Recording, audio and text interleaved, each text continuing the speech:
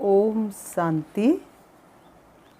19/5/2022 प्रातः मुरली। ओम शांति। बाप दादा मधुबन। आज बाबा ने सुनाया, मीठे बच्चे, इस समय इस भारत को श्रीमत की दरकार है। इस समय भारत को श्रीमत की दरकार है। श्रीमत से ही कौड़ी जैसा भारत हीरे जैसा बनेगा। सबकी गति सदगति होगी। मीठे बच्चे, इस समय इस भारत को श्रीमत की दरकार है। श्रीमत से ही कौड़ी जैसा भारत हीरे जैसा बनेगा। सबकी गति सदगति होगी।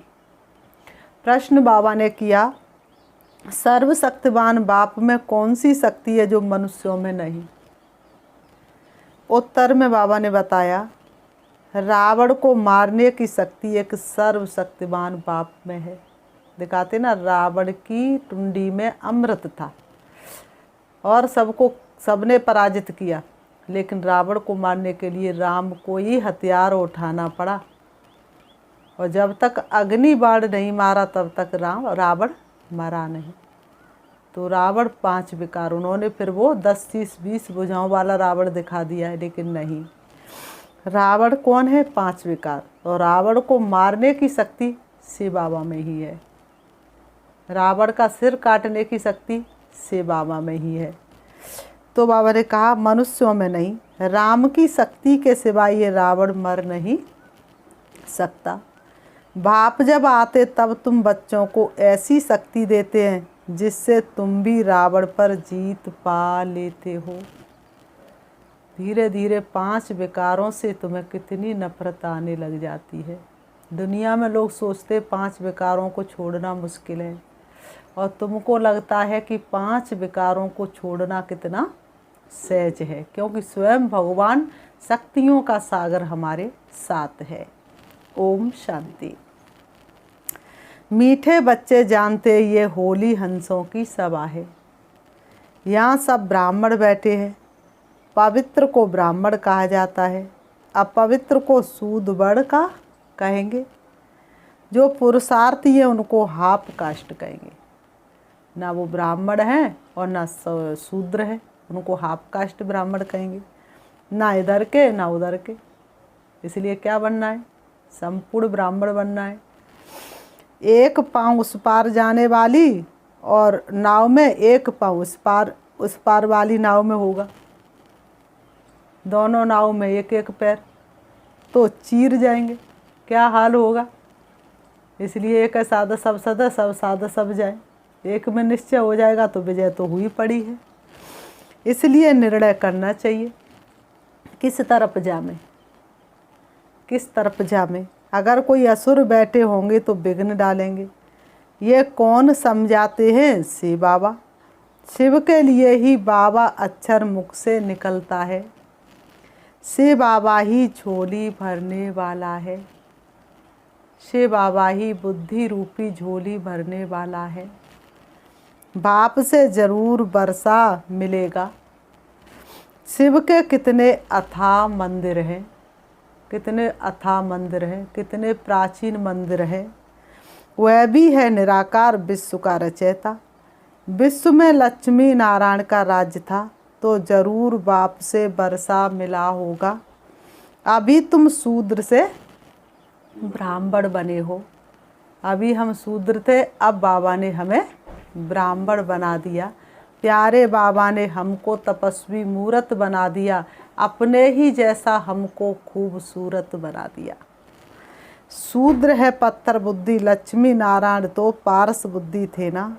माया से बुद्धि मारी जाती है। बाबा ने कहा, माया से बुद्धि मारी जाती है। माया का नाम भारत में मशहूर है, तो उन्होंने धन दौलत को माया समझ लिया है। वास्तव में धन दौलत माया नहीं, माया तो ये 5 विकार हैं। इस समय माया रावण का चारों तरफ राज्य है, अर्थात रावण संप्रदाय है। इसलिए रावण को मारते हैं, परंतु मरता ही नहीं है। ऐसा कोई होगा जो हर वर्ष मारे और मरे नहीं, लेकिन ऐसा कौन है? वो रावण। जो हर वर्ष जलाते फिर भी रावण जलता ही नहीं। राम की शक्ति के सिवाय रावण पर जीत पा नहीं सकते। सर्वशक्तिवान से ही शक्ति मिल सकती है और कोई शक्ति देने वाला नहीं। वह तो है एक परम पिता परमात्मा, उनका न सूक्ष्म शरीर है न स्थूल, ये भी किसकी बुद्धि में नहीं आता है। बिन पग चले सुने बिन काना, कर विद कर्म करे विद नाना। तो भगवान के हाथ पैर नहीं, लेकिन फिर भी हजारों भुजाओं से तुम्हारा सहयोग देता है। पैर नहीं, फिर भी हजारों पैरों से चल करके तुम्हारे पास आ जाता। किसकी बुद्धि का ताला खोल दे और तुम्हारे पास सहयोगी बन करके आ जाए। इसलिए हाजिर वो हजार भुजाओं से वो दौड़ा दौड़ा आएगा। तो उनका सूक्ष्म शरीर है न स्थूल, ये भी किसकी बुद्धि में नहीं आता है कि वह निराकार फिर भारत में कैसे आया। आत्मा आर्गंस के बिगर तो कर्म कर नहीं सकती, कुछ भी समझते नहीं, इसलिए पत्थर बुद्धि कहा जाता है। मनुष्य कुछ भी नहीं समझते, इसलिए उनको पत्थर बुद्धि कहा जाता है। बाप बैठ समझाते हैं, भगवान है ऊंचे ते ऊंच, उनकी सबसे ऊंच मत है, नहीं तो भगवान का सिमरण क्यों करते। भगवान दुख देने वाला है, दुख देने वाले को कभी याद किया जाता है क्या? तो फिर उसी को याद क्यों करते हो, हे भगवान दुख हरो। उनकी मत सिमरते हैं। जरूर भगवान के आने का भी ड्रामा में पार्ट है, मनुष्य समझते नहीं। बहुत लोग कहते क्राइस्ट से 3000 वर्ष पहले गीता सुनाई गई थी, परंतु ये तो बताओ वह गीता किस नेशन को किस युग में सुनाई गई। 5000 वर्ष पहले सुनाई गई थी तो किस देश में सुनाई और किस युग में सुनाई, ये तो बताओ। और किसने सुनाई? एक ही शास्त्र में कृष्ण भगवान वाच लिखा हुआ है। फिर रुद्र ज्ञान यज्ञ भी करते हैं। रुद्र तो शिव बाबा को कहा जाता है, कृष्ण को कभी बाप नहीं कहेंगे। सभी धर्म वाले कृष्ण को स्वीकार कैसे कर लेंगे? शिव बाबा कहा जाता है। शिव बाबा ही नॉलेजफुल विल्सफुल है, तब तो भक्त लोग पुकारते हैं। समझते भक्ति करने के बाद भगवान मिलेगा। अच्छा भक्ति कब शुरू होती, भगवान कब मिलता? पाप आत्माओं की दुनिया से पुण्य आत्माओं की दुनिया में कब जाना होता है, ये कोई नहीं जानते। तुम भी शूद्र वर्ण के थे, अब तुम ब्रह्मा मुख वंशावली ब्राह्मण कहलाते हो। तुम भी पहले शूद्र वर्ण के थे। ब्राह्मण किसने बनाया? शिव बाबा ने बनाया। ये है रचयिता। ब्राह्मण वर्ण सबसे ऊंच, ब्राह्मणों की चोटी भी है, क्योंकि बाबा ने कहा ब्राह्मणों की चोटी भी है क्योंकि साकार में है ना। ब्राह्मणों की चोटी भी है क्योंकि साकार में है ना। परंतु उन्हों को बनाने वाला कौन? निराकार शिव बाबा।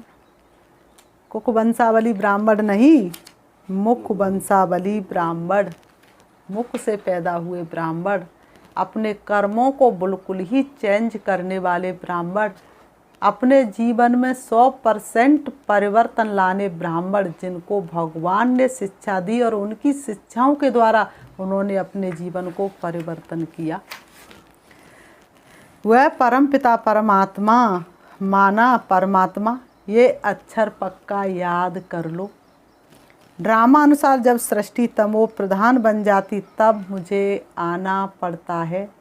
सारी दुनिया जड़ जड़ी भूत हो जाती। मैं भी ड्रामा के बंधन में बंधा हुआ हूँ। शिव बाबा कहते बच्चों मैं भी ड्रामा के बंधन में बंधा हुआ हूँ। तुमको पतित से पावन बनाए सुख शांति का वर्षा आकर देता हूँ। बाकी सबको शांति का वर्षा मिल जाता है। बरोबर सतयुग त्रेता नई दुनिया थी जो राम ने स्थापन की। राम भी से भी शिव बाबा अक्षर ठीक है। एक राम दशरथ का बेटा, एक राम कड़कड़ में बैठा, एक राम जगत निर्लेपा। तो कौन सा राम? वो शिव बाबा राम। शिव बाबा अक्षर सबके मुख पर है, तो बाबा नई दुनिया का रचयिता है। वह आकर वर्षा देते हैं। गीता ब्राह्मणों को ही सुनानी है। बाबा ने कहा जब शूद्र से ब्रह्मा मुख वंशावली ब्राह्मण बने तब उनको गीता सुनाई। ब्राह्मणों का ज्ञान का तीसरा नेत्र खोला, इसलिए कहते ज्ञान अंजन सतगुरु दिया, अज्ञान अंधेर विनाश। ज्ञान अंजन कौन से सतगुरु ने दिया? शिव बाबा ने दिया। तब हमारे अंधकार दूर हुए, अज्ञान अंधेर विनाश। बच्चे कहते हैं बाबा नरक जैसी दुनिया से अब स्वर्ग में ले चलो, यहाँ तो दुख ही दुख है, अशांति अशांति है। ये है शिव भगवान वाच, शिवाचार वाच। शिवाचार से बाबा बेहद का संन्यास सिखलाते हैं। घर गृहस्थी में रहते हुए अपनी कमाई जमा करो, बेहद का सन्यासी बनो, इसी से तुम्हें सुख मिलेगा और कहीं तुम्हें सुख मिल नहीं सकता। शंकराचार्य का है हद का सन्यास। बेहद का बाप कहते पुरानी दुनिया को भूलो। बेहद का बाप आते धरती पर तो कहते बच्चों तुम पुरानी दुनिया को भूलो, अब तुमको सदा सुख की दुनिया में चलना है। कृष्णपुरी और कंसपुरी कहते हैं ना, बाबा ने कहा जहाँ कृष्णपुरी होती है वहाँ कंसपुरी नहीं होती, जहाँ कंसपुरी होती है वहाँ कृष्णपुरी नहीं होती। कृष्णपुरी सतयुग को, कंसपुरी कलयुग को कहा जाता है। दोनों इकट्ठे तो हो ना सके, दिन और रात इकट्ठे कैसे हो सकते हैं? दोनों पैरों को एक साथ उठा करके कोई मंजिल को कैसे प्राप्त कर सकता है? एक पैर आगे एक पैर पीछे जरूर जाएगा। तो इसी तरह से सतयुग और कलयुग एक साथ कैसे चल सकते हैं? सतयुग में फिर कंस कहाँ से आया? बुद्धि से काम लेना चाहिए ना। अब बाप खुद आया है स्वर्ग का अथाह सुख देने। बाबा कहते हैं इस अंतिम जन्म में जो पढ़े वह पढ़े, फिर जो राजाई स्थापन हो जाती। बाबा कह रहे इस अंतिम जन्म में जो तुम पढ़े सो पढ़े, फिर तो राजाई स्थापन हो जाती। सतयुग में फिर पढ़ने की दरकार ही नहीं। बापी आकर शूद्र से ब्राह्मण सुदेवता बनाते हैं, वो लोग हिंदू को क्रिश्चियन या बौद्धी बनाएंगे। परंतु ये कभी सुना कि शूद्र वर्ग को ब्राह्मण वर्ग बनाया? बाबा ने कहा ये कभी सुना कि शूद्र वर्ग को ब्राह्मण वर्ग बनाया? बाबा कहते ये तो शिव बाबा की का ही काम है। वो बाबा आपने कमाल कर दिया, हमारा सारा जीवन आपने खुशहाल कर दिया। वो ही ब्राह्मणों को फिर देवता बनाते हैं। हर एक अपने से पूछे कि हम पहले किस धर्म में और किस वर्ग के थे, गुरु कौन था? वो तो कहते गुरु ब्रह्मा, गुरु विष्णु, लेकिन बाबा ने कहा वास्तव में गुरु कौन था? बाबा कहते शास्त्र आदि शास्त्र कौन सा पढ़ते थे? गुरु से क्या मंत्र मिला? फिर कब से शिव बाबा ने ब्रह्मा द्वारा ब्राह्मण वर्ण में लाया? ये हर एक से लिखाना चाहिए। बाबा ने कहा ये बात हर एक से फॉरम में लिखानी चाहिए। अब तुम बच्चों को तो बाप कहते हैं, मुझे याद करो। शिव बाबा कहते हैं सिर्फ तुम बच्चे मुझे याद करो। माया रावण ने तुम्हारी क्या दुर्दशा कर दी है, कितना क्रोध तुम्हारे अंदर भर दिया है, कितना लोभ तुम्हारे अंदर भर दिया है। माया ने तुम्हारी कैसी दुर्दशा कर दी है। अब तुम बने हो ब्राह्मण संप्रदाय, फिर दैवी संप्रदाय बनना है। तुम्हें निराकार परमपिता परमात्मा ने कन्वर्ट किया है। बच्चों को हर एक से लिखाना चाहिए कि किस धर्म के थे। बाबा कह रहे हैं बच्चों को जो भी आए तो उनसे ये लिखाना चाहिए कि पहले तुम किस धर्म के थे, किस को पूजते थे, तब पता चले कि वास्तव में ये देवता धर्म में आ सकते हैं, गुरु किया है या नहीं। फिर ब्राह्मण वर्ण में कौन ले आया, ये बाबा भी लिखेंगे कि हम हिंदू धर्म के कहलाते थे। कौन से बाबा लिखेंगे? ब्रह्मा बाबा। ब्रह्मा बाबा भी लिखेंगे कि हम पहले हिंदू धर्म के कहलाते थे। गुरु बहुत किए, शास्त्र बहुत पढ़े। सिख धर्म वाले कहेंगे हम सिख धर्म के थे। सिर्फ भारतवासियों को अपने देवी देवता धर्म का पता नहीं है और सबको पता है कि हम किस धर्म के थे। ऐसे नहीं कि सिख धर्म वाले अपने को देवता कहलाएंगे, हर एक अपने को अपने धर्म वाला ही कहलाएगी। सिख धर्म वाले थोड़ी ना कहेंगे हम पहले देवता थे। अब बाप कहते जो शिव के भक्त व शिव की रचना देवी देवताओं के भक्त होंगे उन्हों को ही ये ज्ञान जा कर के सुनाना है। वे अच्छी रीति सुनेंगे। सतयुग त्रेता में बरोबर सूर्यवंशी चंद्रवंशी थे। सतयुग त्रेता में बरोबर सूर्यवंशी और चंद्रवंशियों का राज्य था, जिन्हों के चित्र भी हैं। इंग्लिश में डिटिज्म कहा जाता है। अभी बाबा देवी देवता धर्म की स्थापना कर रहे हैं। अब तुम ब्राह्मण वर्ग से देवता वर्ग वाले बन रहे हो। धीरे धीरे तुम ब्राह्मण से देवता बन रहे, अर्थात तुम्हारे अंदर धीरे धीरे सारे दिव्य गुण आते चले जा रहे हैं। भारतवासी ही आप ही पूज, आप ही पुजारी बनते हैं। खुद ही 16 कला संपूर्ण से गिरते गिरते शूद्र बन जाते, फिर खुद ही खुद की पूजा करते हैं। सतयुग में पूजते बाबा कहते हैं, मैं तो ये बार पूज्य हूँ। मैं कभी जन्म मरण में नहीं आता, सुख दुख में नहीं आता, इसलिए मैं कभी पतित नहीं बनता। अभी तुम यहाँ आए हो राजयोग सीखने। राजयोग का राज जो जाने राजाई पद पाए, और राजाओं का बन जाए राजा, शिव से प्रीत लगाए। भविष्य 21 जन्मों के लिए शिव बाबा से वर्षा लेने तो फॉलो करना चाहिए। जब तक तुम ब्रह्मावंशी नहीं बनेंगे तो ब्राह्मण कैसे कहलाएंगे। अच्छा, आज भोग है, ब्राह्मणों को खिलाने की भी रस्म पड़ी हुई है। बाकी ज्ञान का इससे ताल्लुक नहीं है। यहाँ तो है ज्ञान सागर और ज्ञान गंगाओं का मिलन। कितना सुंदर मिलन है। वहाँ फिर देवताओं और तुम ब्राह्मणों का मेला लगता है। इसमें मूझने की बात नहीं। सूक्ष्म वतन में किसका, देवताओं का और ब्राह्मणों का मेला लगता है। बाप कहते देह सहित देह के सब संबंधों से मोह मिटाते जाओ। अंधकार मन का मिटे, तन का मिटे कलेश। आत्म तृप्ति सुख शांत का एक यही संदेश। योगी बनो, पवित्र बनो।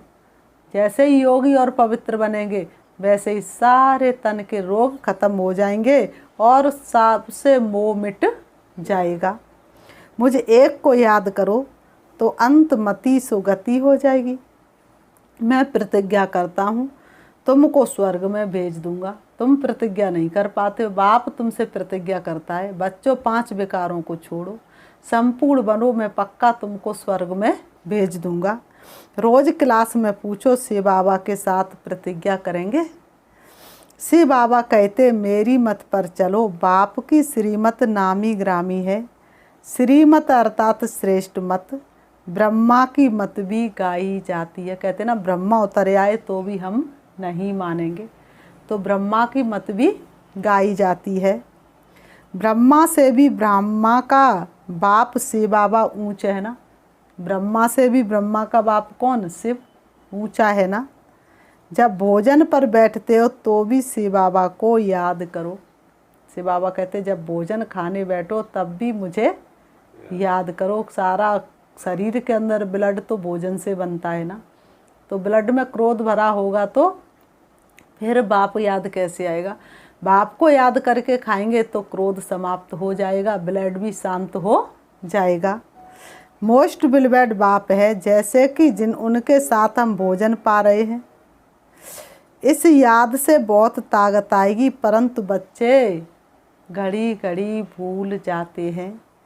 भारत को अब शिव बाबा के श्रीमत की दरकार है, क्योंकि बाप ही सर्व का सदगति दाता पतित पावन है ना। बाप और बरसे को याद करना है। माया विघ्न भी अनेक प्रकार के डालेगी, उनसे डरना नहीं है। तुम मुक्त गगन के पंछी हो, अब उड़ते ही जाना है। बाबा ने कहा ज्ञान तो बहुत सहज है, बाकी योग में रहना, एक से बुद्धि योग जोड़ना, इसमें ही मेहनत है। और जगह भटकने से तो एक शिव बाबा को याद करना अच्छा है ना।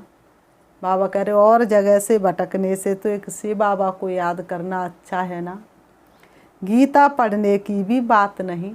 कर हिले न जिब्या हिले, हिले न एक उदंत, सुमिरन ऐसा कीजिए कट जाए जन्म जन्म के फंद। तो गीता पढ़ने की भी ज़रूरत नहीं, जबकि बाप खुद आए हैं। बाकी सब शास्त्र हुए बाल बच्चे, उनसे वर्षा मिल न सके।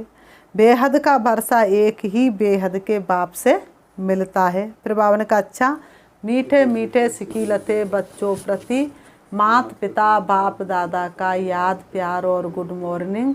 रूहानी बाप की रूहानी बच्चों को नमस्ते। हम रूहानी बच्चों की रूहानी बाप दादा को याद प्यार और नमस्ते नमस्ते नमस्ते नमस्ते। धारणा के लिए मुख्य सार। अरे बाप दादा तो बच्चों के सामने बैठा है। बाप कहते मैं तुम्हारा बाप ब्रह्मा द्वारा मम्मा का दादा का बच्चों का सबका याद प्यार देता हूँ। अच्छा, ओम शांति। धारणा के लिए मुख्य सार। मोस्ट बिलवेड बाप को साथ में रख भोजन खाना है। एक बाप से बुद्धि योग जोड़ना है। मोस्ट बिलवेड बाप को साथ में रख भोजन खाना है। अनुभव करना है बाप हमारे साथ भोजन कर रहा है। एक बाप से बुद्धि योग जोड़ना है। एक की श्रीमत पर चलना है। नंबर 2, बुद्धि से बेहद की पुरानी दुनिया को भूलना है। बुद्धि से बेहद की पुरानी दुनिया को भूलना है। इसका ही संन्यास करना है। वरदान। देश देह के संबंध और पदार्थों के बंधन से मुक्त रहने वाले जीवन मुक्त फरिश्ता भव। देह के संबंध और पदार्थों के बंधन से मुक्त रहने वाले जीवन मुक्त फरिश्ता भव। स्पष्टीकरण है। फरिश्ता अर्थात पुरानी दुनिया और पुरानी देह से लगाव का रिश्ता नहीं। ना पुरानी देह से और ना पुरानी दुनिया से कोई लगाव नहीं। देह से आत्मा का रिश्ता तो है लेकिन लगाव का संबंध नहीं। देह से रिश्ता तो है लेकिन लगाव का संबंध नहीं। कर्मेंद्रियों से कर्म के संबंध में आना अलग बात है लेकिन कर्म बंधन में नहीं आना। कर्मों के बंधन में नहीं बंधना। कर्म कराना तो अलग बात है लेकिन कर्म के बंधन में बंध जाना ये अलग बात है। फरिश्ता अर्थात कर्म करते भी कर्म के बंधन से मुक्त। ना देह का बंधन, ना देह के संबंध का बंधन, ना देह के पदार्थों का बंधन। ऐसे बंधन मुक्त रहने वाले ही जीवन मुक्ति फरिश्ता हैं। ऐसे बंधन मुक्त रहने वाले ही जीवन मुक्त फरिश्ता हैं। स्लोगन है आज का। स्लोगन में बाबा ने बताया स्थूल संपत्ति से भी अधिक मूल्यवान, स्थूल संपत्ति से अधिक मूल्यवान रूहानी स्नेह की संपत्ति है। स्थूल संपत्ति से भी अधिक मूल्यवान है रूहानी स्नेह की संपत्ति। मातेश्वरी जी के अनमोल महावाक्य। बदनसीबी और खुशनसीबी। अब इन दोनों शब्दों का मदार किस पर चलता है ये तो हम जानते हैं कि खुशनसीब बनाने वाला परमात्मा है, तो बदनसीब बनाने वाला खुद ही मनुष्य है।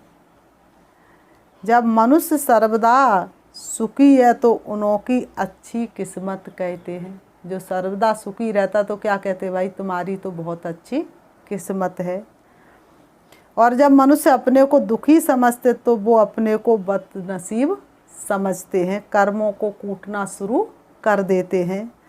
हम ऐसे नहीं कहेंगे कि बदनसीबा खुशनसीबी कोई परमात्मा द्वारा मिलती है, नहीं। बदनसीबी और खुशनसीबी परमात्मा के द्वारा नहीं मिलती। तकदीर को बिगाड़ना व बनाना ये सब कर्मों के ऊपर ही मदार है। ये सब मनुष्यों के संस्कारों के ऊपर ही है। फिर जैसे पाप और पुण्य का संस्कार भरता है वैसे तकदीर बनती है। परंतु मनुष्य इस राज न जानने के कारण परमात्मा के ऊपर दोष रखते हैं। खराब कुछ भी हो जाएगा कहेंगे भगवान की मर्जी। अब देखो मनुष्य अपने को सुखी रखने के लिए कितने माया के तरीके निकालते हैं। फिर उस ही माया से कोई अपने को सुखी समझते और कोई फिर उसी माया का संन्यास कर माया को छोड़ने से अपने को सुखी समझते हैं। मनुष्य दुनिया भर के साधन रचा लेंगे, सोचेंगे अब हम सुख से रहेंगे, लेकिन वास्तव में इन सभी साधनों से सुख मिल नहीं सकता। फिर उनसे भी किसी किसी को वैराग्य आता है तो उन्हें त्याग करके फिर तपस्या करने के लिए निकल जाते हैं। मतलब तो कई प्रकार के प्रयत्न मनुष्य करते हैं, परंतु इतने तरीके करते भी रिजल्ट दुख के तरफ ही जा रही है। नर चाहत कछु और होते कछु और। तो मनुष्य जो चाहे वो हो ही नहीं सकता। जब सृष्टि पर भारी दुख होता है तब उसी समय स्वयं परमात्मा आए, गुप्त रूप में अपने ईश्वरी योग पावर से दैवी सृष्टि की स्थापना कराए सभी मनुष्य आत्माओं को खुश किस्मत बनाते हैं। सभी आत्माओं को खुद खुश किस्मत बनाते हैं और कोई मनुष्य किसी को खुद खुश किस्मत बना नहीं सकते। नंबर 2, मनुष्य गाते तुम मात पिता हम बालक तेरे, तेरी कृपा से सुख घनेरे। अब ये महिमा किसके लिए गाई हुई है? तुम मात पिता हम बालक तेरे, तेरी कृपा से सुख घनेरे। तो आज दुख क्यों हो गया? कारण क्या बना? अवश्य परमात्मा के लिए गायन है, क्योंकि परमात्मा खुद माता रूप पिता रूप में आए इस सृष्टि को अपार सुख देता है। परमात्मा खुद माता पिता के रूप में आते हैं और इस सृष्टि को अपार सुख देते हैं। परमात्मा ने जरूर कभी तो सुख की सृष्टि बनाई है। दुनिया में तो मनुष्य गाते दुनिया बनाने वाले क्या तेरे मन में समाई। तूने काहे को दुनिया बनाई? तो वास्तव में भगवान ने ऐसी दुनिया नहीं बनाई थी। भगवान ने बहुत सुंदर दुनिया बनाई थी, लेकिन ऐसी दुनिया तो अपने आप ही बन गई। तभी तो उनको माता पिता कहकर बुलाते हैं। सुख की दुनिया रच के गए थे ना, सुख दिया था ना, तभी तो उनको माता पिता कह के बुलाते हैं। परंतु मनुष्यों को ये पता ही नहीं कि सुख क्या चीज़ है। जब इस सृष्टि पर अपार सुख थे तब शांति भी थी, परंतु अब वो सुख नहीं है। अब मनुष्य के अंदर ये चाहना उठती है कि वो सुख हमें चाहिए, वही सुख चाहिए जो सदा काल का था। फिर कोई धन पदार्थ मांगते हैं, कोई बच्चे मांगते हैं, कोई तो फिर ऐसे भी मांगते हैं कि हम पतिव्रता नारी बने, तब तक मेरा पति जिंदा है, हम विधवा न बने। कोई कोई यही मांगते रहते हैं। तो चाहना तो सुख की ही रहती है ना, हर किसी की चाहना तो सुख की रहती है ना। किसी ने भगवान के सामने जा कर के दुख तो नहीं मांगा ना, कोई ना कोई रूप में भगवान से सुख मांगते रहते। तो परमात्मा भी कोई समय उन्हों की आस अवश्य पूर्ण करेंगे। ऐसे नहीं किसी को बुलाते रहे वो कभी नहीं आए, कभी तो आएगा, आस पूरी करेगा। तो कब आता है? संगम पर। सतयुग के समय जब सृष्टि पर स्वर्ग है तो वहाँ सदा सुख है, जहाँ स्त्री कभी विधवा नहीं बनती। सतयुग त्रेता में कोई अनायास शरीर छोड़ता नहीं, तो वो आस सतयुग में पूर्ण होती है, जहाँ अपार सुख है। बाकी तो इस समय है ही कलयुग। इस समय तो मनुष्य दुख ही दुख भोगते हैं। दुखी मनुष्य फिर कह देते हैं कि प्रभु का बहाना मीठा करके भोगना है। दुखी मनुष्य फिर कहते हैं प्रभु ने ये दुख दिया है, उनका प्रसाद समझ के सुख आराम से भोगना है, मीठा समझ के भोगना है। परंतु वह कभी उसको दुख नहीं दे सकते। भगवान कभी किसी को दुख नहीं दे सकते। हद के माँ बाप जब अपने बच्चों को दुख नहीं दे सकते तो फिर भगवान किसको दुख दे सकते हैं? वह हमारे सारे कर्मों का खाता चुकतू कराते हैं। जो हमने कर्म किए उन कर्मों का खाता भगवान चुकतू कराते हैं। हम कहते तुम मात पिता हम बालक तेरे, तेरी कृपा से सुख घनेरे।